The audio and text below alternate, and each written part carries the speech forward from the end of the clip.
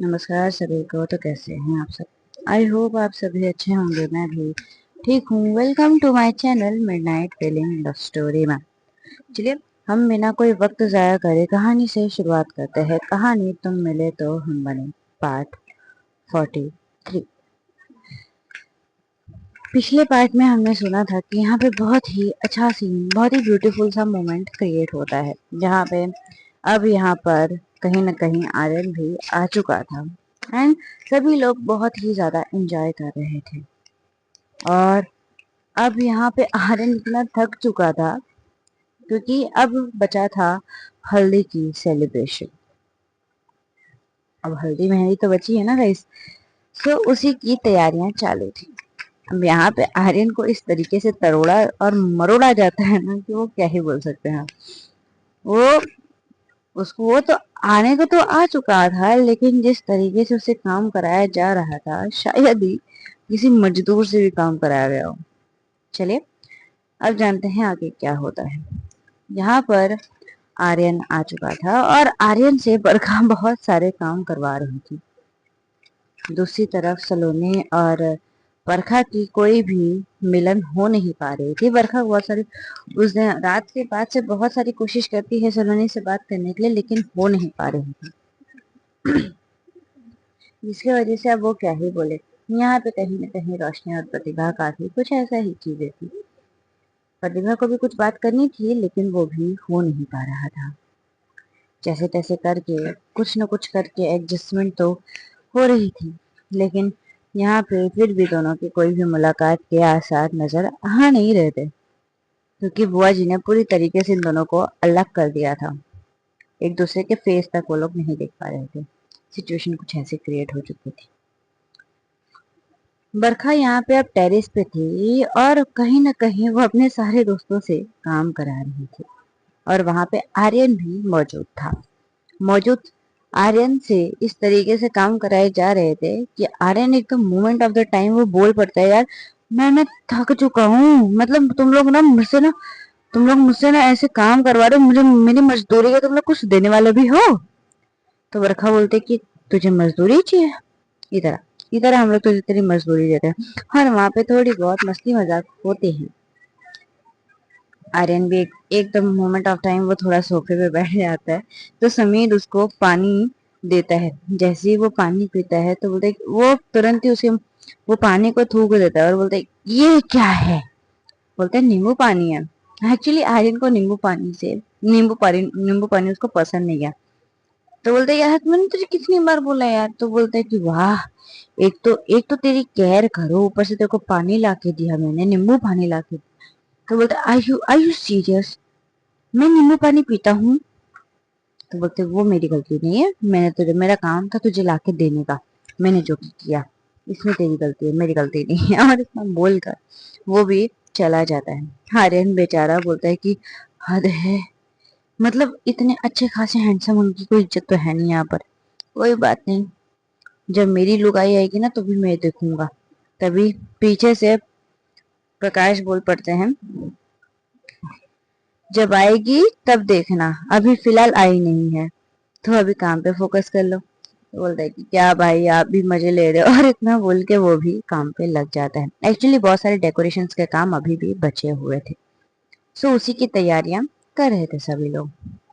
धीरे धीरे करके वो डेकोरेशंस के काम कंप्लीट हो जाते। एक्चुअली दोपहर के टाइम पे हल्दी का फंक्शन रखा गया था सभी के लिए। तो यहाँ पे वैसे ही होता है, ऐसे हल्दी काम करते करते दोपहर कब बीत जाता है, होने लग जाते हैं, किसी को पता नहीं चलता। मस्ती मजाक बातचीतों में वक्त गुजर जाते हैं और हल्दी का टाइम हो चुका था। अब यहाँ पे सलोनी की मॉम आती है और बोलती है कि तुम लोगों को तैयार नहीं होना है, टाइम हो चुका है। तो और रोशनी ये लोग भी जाते हैं। सभी लोग जाते हैं अपना अपना तैयार होने के लिए। आर्यन भी जाता है, आर्यन भी तैयार होता है। सभी लोग अच्छे से तैयार हो चुके थे, प्रकाश भी। यहाँ पे बरखा ने इस बार एक कुर्ता पहनी थी, इट्स लाइक येलो कलर का। उसने एक कुर्ता पहना था जिसमें वो बहुत ही अच्छी लग रही थी, और कहीं ना कहीं रोशनी ने भी। एक कुर्ती डाली थी जो कि येलो कलर की थी, बहुत ही ब्यूटीफुल सी। और दूसरी तरफ अब आते हैं हमारी सोनाली और सोनाली और कहीं ना कहीं रोशनी पे। तो सोनाली और रोशनी भी बहुत ही प्यारे लग रहे थे। वो लोगों ने साड़ी वेयर किया था येलो कलर का, हल्दी के लिए कानों में झुमके, हाथ थोड़े से ऊपर, बहुत ही प्यारे लुक लग रहे थे, बहुत ही प्यारा। धीरे धीरे करके अब यहाँ पर जो रोशनी की मॉम है वो सोनाली और रोशनी को ऊपर टेरेस पे लेकर आती है, जहाँ पर हल्दी का फंक्शन होने वाला था। और दूसरी तरफ बरखा ऑलरेडी पहुंच चुकी थी ऊपर, मतलब टेरेस पे जाती है। वो जाके बैठी हुई थी यहाँ पे सलोनी, रोशनी की मॉम लेकर आती है उन सभी को। सलोनी की मॉम यहाँ पे ऑलरेडी टेरेस पे अवेलेबल थी। वो और सारे रस्म रिवाज होते हैं उनकी सारी चीजों की तैयारियां कर रही थी। और वैसे करते करते सलोनी और रोशनी भी आ चुके थे। यहाँ पे जब बरखा यहाँ पे सलोनी को देखती है तो उसकी आंखें मानो सलोनी पर थम चुकी थी। वो और कुछ बोले, शायद उसके पास लफ्ज बचे नहीं थे और कुछ बोलने के लिए। उसके मुंह थोड़े से खुले के खुले रह चुके थे। तो आर्यन बोलता है, बस भी कर, कितना ताड़ेगी, तेरी उसी के साथ शादी हो ही रही है, अपनी बीवी को इतना कौन नहीं हारता है। तो बोलती है कि तेरी नहीं हुई है ना। तो उन्हें बोलता है नहीं। तो बोलता है इसलिए तेरे को नहीं पता है, मुंह बंद कर तू। आर्यन चुप हो जाता है, बोलता है हद है, मतलब मैं कुछ बोलने जाऊं यहाँ पे मेरी बेइज्जती हो जाती है, मुझे कुछ बोलना ही नहीं है, मैं नहीं बोल रहा कुछ भी। और वो चुप हो जाता है। यहाँ पे जब रोशनी भी प्रतिभा को देखती है तो वो भी थोड़ी सी चुप हो जाती है। इतनी प्यारी लग रही थी प्रतिभा उस वक्त। और प्रतिभा जब रोशनी को देखती है तो वो भी यहाँ पे दोनों मतलब आंखों ही आंखों में एक दूसरे से बातें कर रहे थे। सलोनी के तो अरमानी मत बताओ। सलोनी काफी प्यार से बरखा को देख रही थी, क्योंकि बरखा जो कुर्ता पहनी थी वो एक्चुअली लेडीज का तो था नहीं। तो जो वो पहनी थी उस कुर्ते में वो काफी, बोल सकते हैं, बहुत प्यारी लग रही थी। वो ऐसा लग रहा था वो कुर्ता उसके लिए बना, स्पेशल डिजाइन किया हुआ कुर्ता था, जो कि ना ही जेंट्स था ना ही लेडीज था। It's like that. उसको जेंट्स और लेडीज दोनों ही वेयर कर सकते थे, कुछ ऐसे में का कुर्ता था वो। बहुत ही प्यारा कलर था। उसके ऊपर वो जो येलो कलर में उसके डिजाइन किए गए थे, बहुत ही प्यारा लग रहा था। तो वो बार बार उसको देख रही थी। उस कुर्ते में बरखा बहुत प्यारी लग रही थी। तो वो बार बार उसी को देख रही। सभी लोग अपने अपने पार्टनर को ही निहार रहे थे। यहाँ पे नताशा शनाया को देखती है तो शनाया भी नताशा को। शायद ये दोनों ही आंखों आंखों में एक दूसरे को ये बोल रहे हो कि हम कब ये करेंगे। शायद दोनों के थोड़े बहुत अरमान यहाँ पे थे। अब यहाँ पे रस्म शुरू हो जाती है और रस्मों के हिसाब से सबसे पहले हल्दी बड़े लोग लगाते हैं। तो वैसे ही होता है। तो घर के जो बड़े लोग थे, बुआ जी जाती है यहाँ पे सलोनी को हल्दी लगाती है। और रोशनी की मॉम आती है, प्रतिभा को हल्दी लगाती है। प्रतिभा की मॉम एंड डैड जाके यहाँ पे सलोनी, प्रतिभा की मॉम एंड डैड जाके यहाँ पे रोशनी को हल्दी लगाते हैं। ऐसे ही सारी चीजें हो रही हैं। बरखा को सलोनी की मॉम लगाती है और सभी बड़े लोग सभी बच्चों को हल्दी लगाते थे। उसके बाद अब बाजू में बैठे हुए दोस्त लोग कुछ तो काम करेंगे ना, मतलब उनके अंदर शांति थोड़ी हो सकती है। यहाँ पे आर्यन प्लानिंग प्लॉटिंग कर रहा था कि किस तरीके से अब हल्दी लगानी है बरखा को। तो यहाँ पे नताशा, शनाया, आर्यन, समीर, ये सभी लोग क्या करते हैं, एक बकेट, बाल बकेट हो सकता है, उसमें पानी लेते हैं, उसमें हल्दी मिक्स करके अब यहाँ पर हल्दी लगाने की बहुत ही अच्छे तरीके से ये लोग शुरुआत हो चुके थे। जैसे ही बड़े लोगों की सारी हल्दी लगा के हो जाती है, तभी यहाँ पे समीर बोलता है कि बरखा। तो बरखा बोलते कि हाँ बोल। तो बोलता है कि आई यू रेडी। तो बोलते कि देख, तुम लोग कुछ करने वाले तो नहीं हो ना। यहाँ पे प्रतिभा, एक बरखा बच के और तुरंत पीछे से, मतलब पीछे से नहीं बोल सकते, सामने से ही यहाँ पर आर्यन बकेट लेकर आता है और वही हल्दी का पानी दे मारता है। और सिर्फ ये किसी एक पे नहीं पड़ता है, यहाँ पे प्रतिभा और बरखा दोनों पे पड़ता है, जोरदार वाला। हाँ, ये बोल सकते हैं कि जब बकेट का पानी आया था तो इन लोगों ने अपनी आंखें बंद कर दी थी, सो जिसकी वजह से वो पानी आंखों में नहीं जाता है।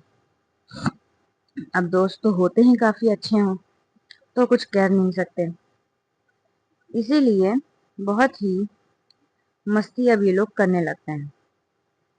अब क्या होता है कि जब ये बकेट का पानी अब डाल देते हैं तो बरखा मतलब थोड़ी सी चिढ़ते बोलती कि मैं ना तुम लोगों को छोड़ूंगी नहीं, और फिर उसके बाद वो क्या करती है, उन दोनों को भगाती है। अब यहाँ पे समीर और आर्यन दोनों भागते हैं, मतलब उन लोगों को बरखा से पिटना तो था नहीं, तो वो लोग अपने आप के प्रोटेक्ट में भागते हैं। बट अफसोस, ऐसा हो सकता है क्या?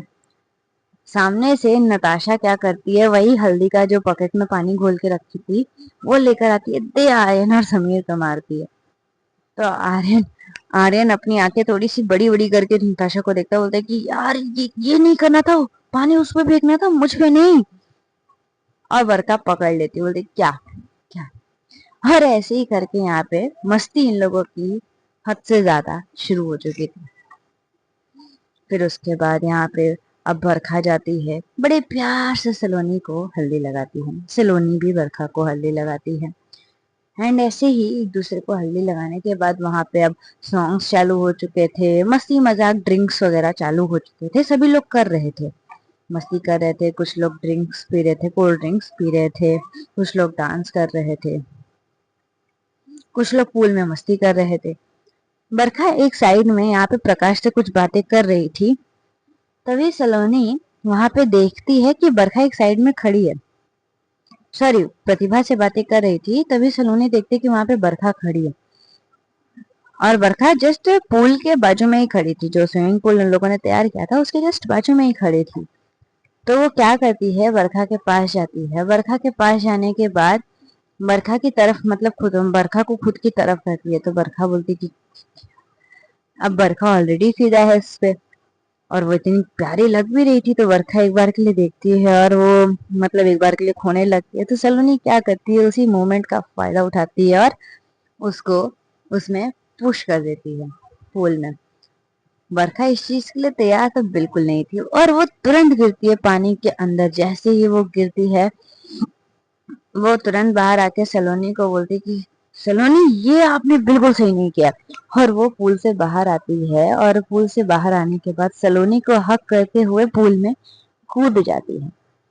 अब यहाँ पे प्रतिभा प्रतिभा शायद रोशनी उस टाइम पे कुछ तो बात कर रही थी किसी से, आर्यन के साथ कुछ तो मस्ती कर रही थी या नताशा के साथ कुछ तो कर रही थी, और वो क्या करती है, प्रतिभा क्या करती है, रोशनी का हाथ में पकड़ते हुए बोलती कि सुनिए ना इधर जाइए, और ऐसा करते हुए वो क्या करती है, रोशनी को पुश करती है पूल में, एंड वो खुद भी पूल में कूद जाती है।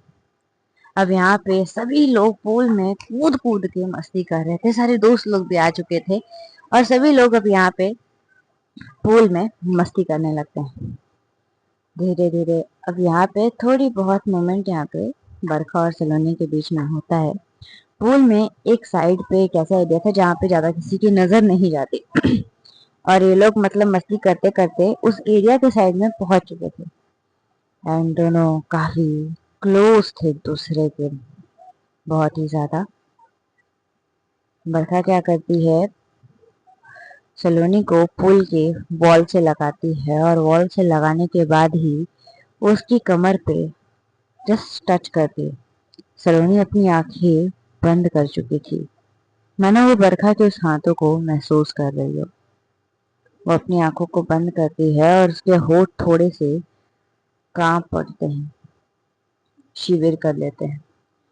बरखा को उस वक्त सलोनी इतनी अट्रैक्टिव लग रही थी कि वो चाह कर भी खुद को कंट्रोल नहीं कर पाती, और वो क्या करती है, उसकी ईयर्स के पास जाती है और ईयर्स के पास जाने के बाद ही हल्का सा उसके ईयर पे हल्का सा लिक करके किस करती है। ये चीज जैसे ही बरखा सलोनी के ईयर्स पे करती है, सलोनी की आंखें और कस के बंद कर देती है, और वो जो बरखा ने कुर्ता पहना था उस कुर्ते को, उसके कुर्ते के कॉलर को कस के पकड़ के और खुद की तरफ, और मतलब अपने अंदर बरखा को संभाल लेना चाहती है। कुछ ऐसी सिचुएशन हो जाती है। बरखा भी और कोई वक्त ज़ाया नहीं करना चाहती थी, तो वो धीरे अब उसके एल्बो पे, उसके नेक पे किस करने लगती है। बरखा का ये तरीका मानो अब सलोनी की जान ले रहा हो। जान पे बात आ चुकी है, कुछ ऐसी चीजें हो चुकी थी। तो सलोनी क्या करती है कि बरखा से थोड़ी सी दूर होती है, बरखा के कॉलर को पकड़ती है और अपनी तरफ खींचते हुए उसके उसको बहुत ही वाइल्ड और डीप किस करने लगती है। उसके उसके होठों को लिक करते हुए जिस तरीके से वो बाइट कर रही थी ना, यहाँ पे बरखा भी पूरी तरीके से एक्टिव हो चुकी थी। मानो वो चाहती यही थी कि ऐसा ही कोई सिचुएशन हो, और वैसे ही हो रहा था। बरखा भी अब उसकी कमर को प्रेस करते हुए उसको और डीपली किस करने लगती है। जैसे जैसे वो कमर पे प्रेस कर रही थी, यहाँ पे सलोनी की जान निकल रही थी, और दोनों ही काफी देर तक एक दूसरे को ऐसे ही किस करने लगते हैं, काफी डीप। आगे नहीं बढ़ सकती थी क्योंकि माहौल कुछ वैसा था नहीं। और और कुछ होता तकरीबन 15-20 मिनट बाद वहाँ पे म्यूजिक स्टॉप होता है, और सभी लोग अब धीरे धीरे अपने अपने कमरे में जाने लगते हैं, क्योंकि नेक्स्ट फंक्शन की तैयारियां शुरू करने के लिए। कुछ को नींद आ रही थी, कुछ को सोना, कुछ को तैयारियां शुरू करनी थी, बहुत सारी चीजें थी। और अब यहाँ पे फंक्शन में सलोनी और बरखा भी अब दूर हो चुके थे, और ये दोनों भी जाते हैं वॉशरूम में, तैयार होते हैं। बरखा तो चाहती थी कि वो सलोनी के साथ आज टाइम स्पेंड करे, लेकिन ऐसा कुछ होता कहाँ है। बरखा को बुआ जी उसके कमरे में और सलोनी को उसके कमरे में रोशनी के साथ भेज देती है।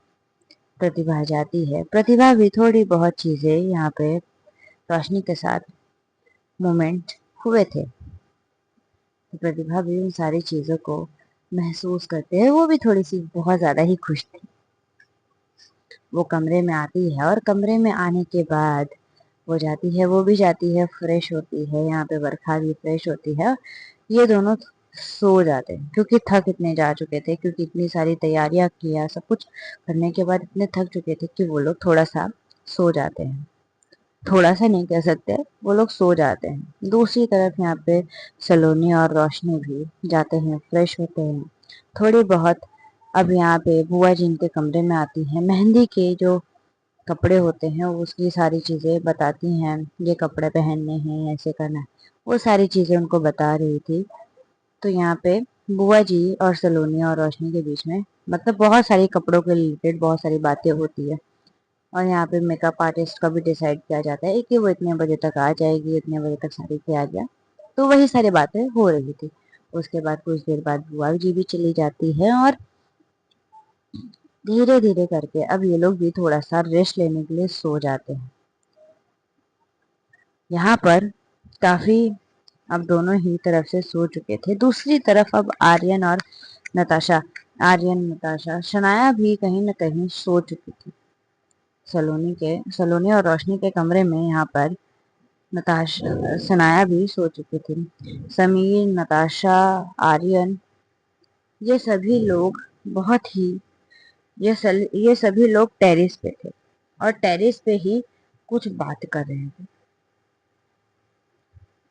देख के तो लग रहा था कि थोड़ा सा गंभीर माहौल है, लेकिन किस चीज के बारे में बात हो रही है ये तो हम आपको बाद में बताएंगे। दूसरी तरफ आंटी सलोनी की मॉम, रोशनी की मॉम और सभी लोग यहाँ पर होता है ना ढोलक लेकर सभी लोग बैठे हुए थे। चाय बनाई जाती है, और मेहंदी की यहाँ पे गीत शुरू हो चुके थे। गीत मतलब सॉन्ग्स, मेहंदी के सॉन्ग शुरू हो चुके थे। अब जो लैंग्वेज में कंफर्टेबल थे, सब लोग अपने अपने लैंग्वेज में सॉन्ग गाए जा रहे थे। और ऐसा नहीं था कि एंजॉय नहीं कर रहे थे, सभी लोग बहुत ही बढ़िया तरीके से उसको एंजॉय भी कर रहे थे। और वहां पे फिर उसके बाद बहुत ही बढ़िया तरीके से एंजॉयमेंट करने के बाद अब यहाँ पर सभी लोग अब धीरे धीरे उठने भी लग जाएंगे। अब मेहंदी की फंक्शन है शाम को, तो उसकी तैयारियां तो बनती ही है। यही सोचकर चलिए आज के लिए हम अपनी कहानी को यहीं पे समाप्त करते हैं। जानेंगे नेक्स्ट पार्ट में कि क्या होता है। तब तक के लिए हम आप सभी से अलविदा लेते हैं। अपने अपने परिवार का ख्याल रखें।